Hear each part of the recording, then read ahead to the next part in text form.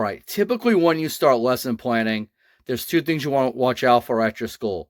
Some subjects have things already planned out. So, if you're, for instance, English and had a short story unit, they might have everything planned out from day to day. In that case, you know what you're going to do, and you just have to come up with a lesson to do it. And sometimes the activities are actually planned and ready to go. If you're in a case where things are not planned and you're basically saying, let's say in math, decimals, and you have to go ahead and teach decimals, then you have to decide how to teach it on your own. And that can be a little harrowing for a new teacher because you're not sure which practices are good or not. So you're left in the position where you have to test things out. So before you even start lesson planning, you want to make sure you go for the standards. And some subjects are easier than others when they come to standards. For instance, you may have a subject that has a million standards and you're not sure which ones are the most important ones to hit. That's where your department chair or your principal will help you out. But you want to really make sure that you are hitting those things as you go through. So that's where backwards planning goes well for you. Essentially, what will happen is that you will go ahead and decide in advance what the end project's going to be or what the potential end project's going to be for your particular unit.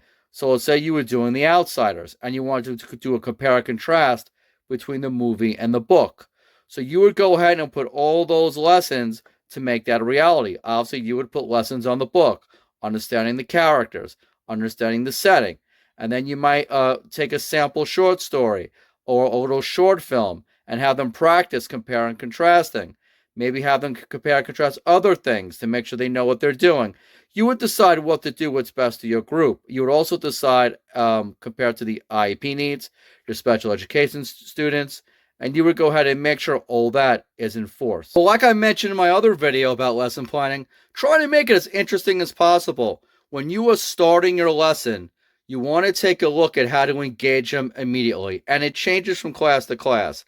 Not everything that will motivate one class will motivate another. So try to find something, let's say if you were doing The Outsiders, maybe show Cobra Kai, which is pretty hot right now, and then bring it back to Ralph Macchio, then bring it back to his character in the book. You might do things like that. You might just come up with a funny cartoon or play a song or anything that kind of could get your class pumped up. It really depends. Some classes you can't do that because they get too excited. Sometimes you just need calming music or you just need silence. It really depends on what you're doing. So typically schools want you to see some type of motivation and some type of do now when they walk into the room. And the do now could be simple. It could be how you feeling today. It could be well, what's the weather like? It could be something on something you taught before. It could be anything. It really depends for your students. And most of all, remember, when it comes to lesson planning, what works for one class may not work for the other. You may be doing The Outsiders, but have two completely lesson plans on the same topic because it doesn't make a difference how well your lesson is written. If it doesn't meet the needs of your students, it's basically garbage. All right, you could spend hours on this lesson plan, but if you're not paying attention to your kids, it's not worth it because remember, it's the kids that you're serving. Good luck. If you have any questions, make sure to put it in the Facebook group. And let's go. You're a wonderful teacher. You're learning, and you're going to get it done. I believe in you.